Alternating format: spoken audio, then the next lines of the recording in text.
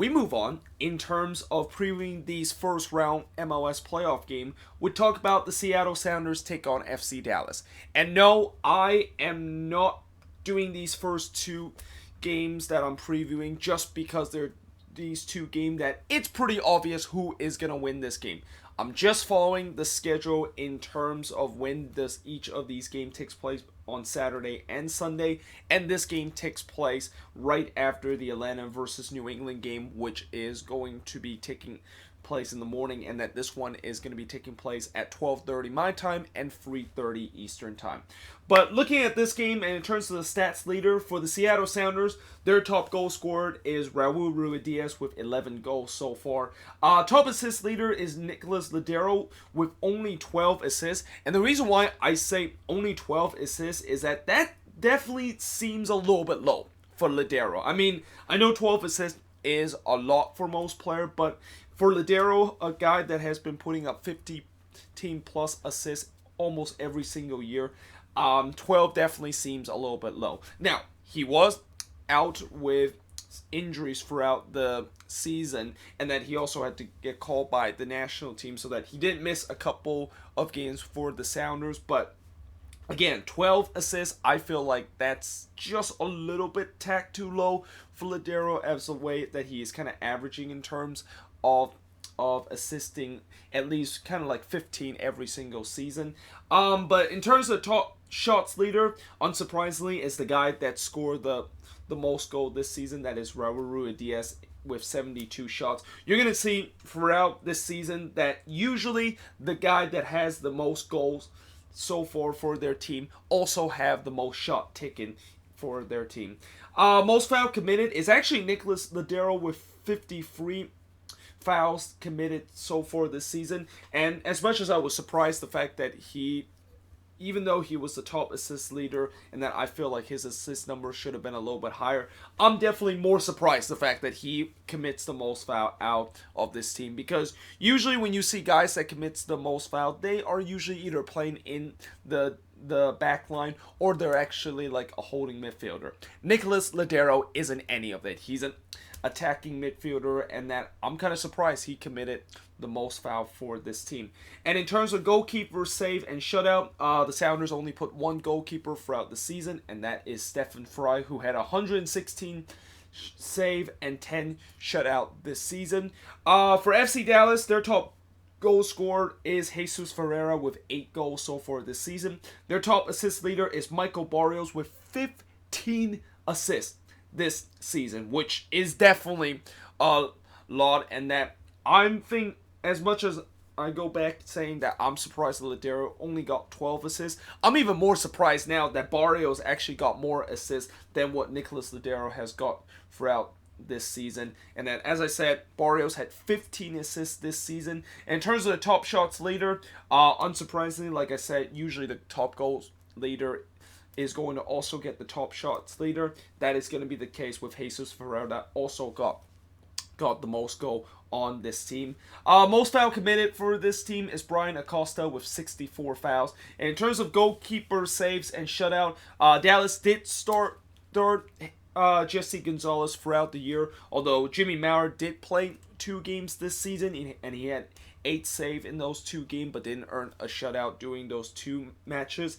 While Jesse Gonzalez this season, he has started 32 of the 34 matches for Dallas and had 84 saves in those games and 8 shutout during that time.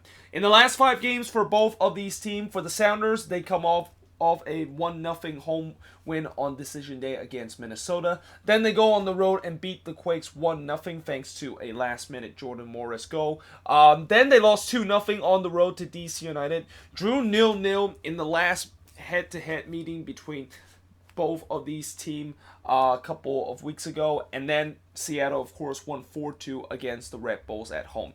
For Dallas, obviously, on decision day, everybody remembers not only the fact that they got themselves into the playoffs on the final day, but they did it in style by winning SKC by a final score of 6-0. But they did lose to Colorado on the road 3-0. Drew 1-1 against NYCFC at home. As I mentioned, drew 0-0 against Seattle on the road and lost 4-0 against Chicago on the road. So it's safe to say that while Dallas have looked pretty good at home by one absolutely dismantling Sporting KC and drawing one of the best team in MLS, their road record is absolutely terrible, and that this is the thing that I always say about this team, and probably the main reason why I really don't believe that they, of course, are going to go deep into the playoffs. And when you look at the last 5 head-to-head matchup, Seattle and Dallas, as I mentioned, they drew 0-0 in the last matchup. And then Dallas did beat Seattle 2-1 prior to that matchup. But when you look at the last road game besides the 0-0 draw this season, it was Seattle winning 2-1 against Dallas. Dallas then win 3-0 against Seattle before Seattle returns the favorite and win 4-0 against Dallas at home. And that if you even go all the way back in terms of the head-to-head matchup between Dallas and Seattle when this game is at CenturyLink Field, Seattle have won all but 1 matches so far in those head-to-head battle, and Dallas, they have a record of just 1 win, 2 draw, and 9 losses when they play against the Seattle Sounders at CenturyLink Field. I mean, that is just an absolute horrendous record, and that, it's no wonder, not only the fact that Dallas, coming into the playoffs, obviously they're going to have to go on the road for pretty much for the rest of their playoff campaign, and that since they don't do well on the road, that is something that's going to play against them. But now, the other thing that's going to play against them is that they do not get a very favorable matchup when they have to go to pretty much their house of horror known as CenturyLink Field and trying to take down the Seattle Sounders in the playoffs. Now, in terms of injuries for both of these teams, Will Bruin, of course, is out for Seattle, and I believe he's done for the season. Questionable is going to be Ladero and Rodriguez. I believe Ladero is going to play in this game because I heard that he is going to be ready for the playoffs, and that I think he also played in that last game against Minnesota, so I don't think he's questionable anymore and that he should be ready to go. And as for Rodriguez, I'm not quite sure his status of whether or not if he's good to go with this team or not, but we'll see how that's going to be on the day of this game. In terms of Dallas and the guys that's going to be out for this match is going to be Brian Reynolds and Dominic Kobachi. Questionable in this game is Paxton Pomykal, and this is definitely a huge kind of questionable, and the fact that, for Dallas, they already have a lot of things that goes against them in this game, but losing Paxton Pomykal in this game will really make me think that there's really no chance Dallas can win this one. I mean, when you have so much things that goes against you in terms of the stats, and you lose your best attacking midfielder in this game, then yeah, I don't see how exactly they are going to do much heading into this game. In terms of the home record for Seattle, they currently have a home record of 11-4-2, and for Dallas, in terms of their road record, I forgot to write road record under the name, but their road record, as I mentioned many times before, they have a very, very bad road record, and that they only have won 3 out of their 14 games on the road, and have lost 11 times this season on the road. Only Houston have a worse road record than what Dallas had so far, and only Houston have lost more games in the league than what Dallas have lost this season on the road. I mean, their road record is just absolutely horrendous, and that,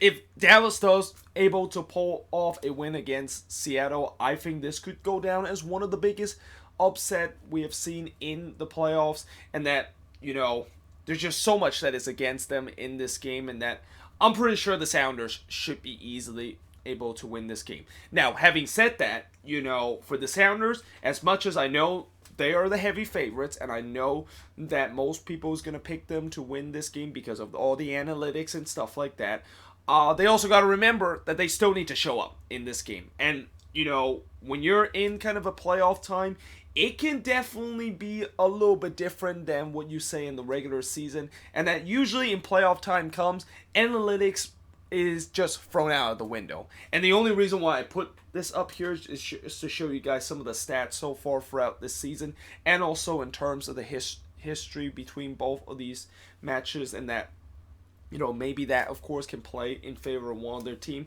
But let's be honest, when playoff time comes, those analytic stuff usually doesn't matter, and that I'm pretty sure both of these teams really want to win this game, because, and especially this season where the playoffs is a one and done kind of scenario, and that I really think, you know, if you don't show up in this game, and that if you don't play a good game in this, and you have one let off in a playoff game like this, then yeah, you are going to get eliminated from the playoffs. And that, you know, for the Sounders, I think the pressure is going to be on them to perform in this game, and that, you know, if they don't perform in this game, and that somehow Dallas is able to hang in there like what they did in that last meeting between them and the Seattle Sounders, then something tells me that this could be a very interesting game, and that, you know, I think Dallas might be playing for the long game in this one, where, you know, they're going to hope to try to get